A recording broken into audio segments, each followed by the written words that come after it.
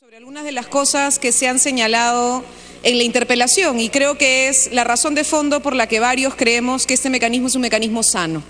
Y por eso también me sumo a quienes han reclamado el derecho del Congreso a exigir que un ministro para un tema así delicado venga a rendir cuentas, porque sí es importante que esto ayude a un debate nacional sobre el futuro del aeropuerto en Chinchero, sí, pero también un debate nacional sobre cómo funcionan las APPs, cómo funciona la inversión privada en el Perú y qué cambios deberíamos hacer, porque eso es lo que necesitamos, reflexionar sobre los cambios que necesitamos en el país. Entonces, hay tres cosas que me preocupan. La primera, señor ministro, es que en varias, a través suyo, Presidenta, en varias de las respuestas que usted ha dado, desde la 1 hasta la 12, si no me equivoco, hay una discusión sobre si es beneficiosa o no la adenda basada en un supuesto cierre financiero.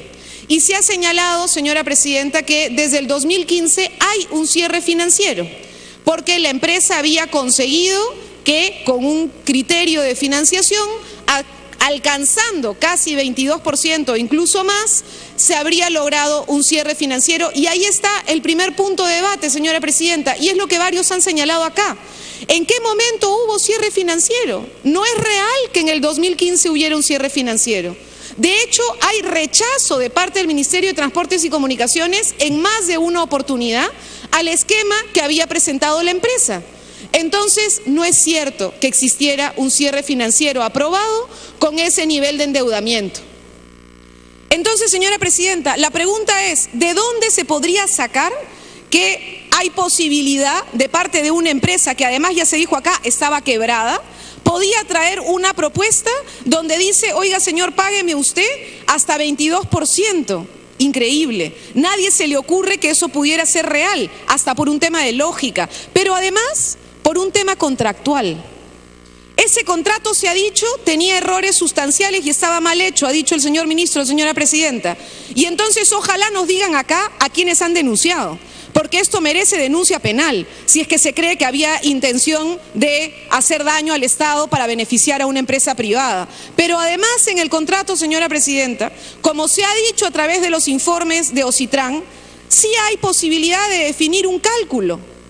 A través del informe, señora Presidenta, 057 del 2013, informe 057-2013, ya claramente Ocitran le dice al MTC, oiga, por si acaso, el régimen económico financiero del contrato está deducible ¿de qué manera? Primero, a través del anexo 23, apéndice 1, y que ahí sale el cálculo y la fórmula para determinar intereses.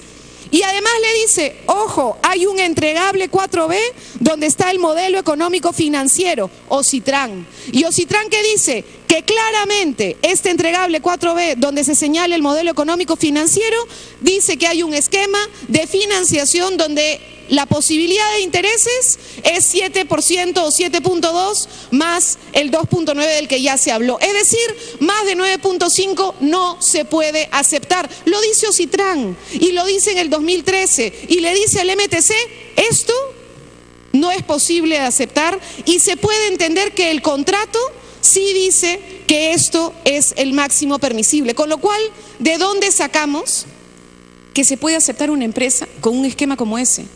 No se puede, pues.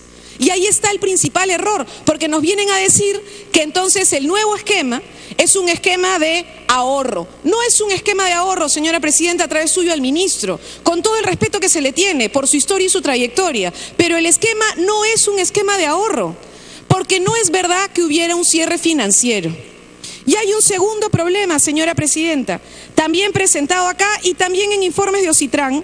Este es el informe 005 del 2016, que es el informe que todo el mundo quiere negar, pero que existió, un informe técnico que señala claramente que el principal problema en las asociaciones público-privadas es tener la certeza de que el riesgo principal no está en el Estado y que por tanto hay que cuidar el equilibrio. ¿Y qué cosa dice el informe 005 que ya algunos parecen querer olvidar?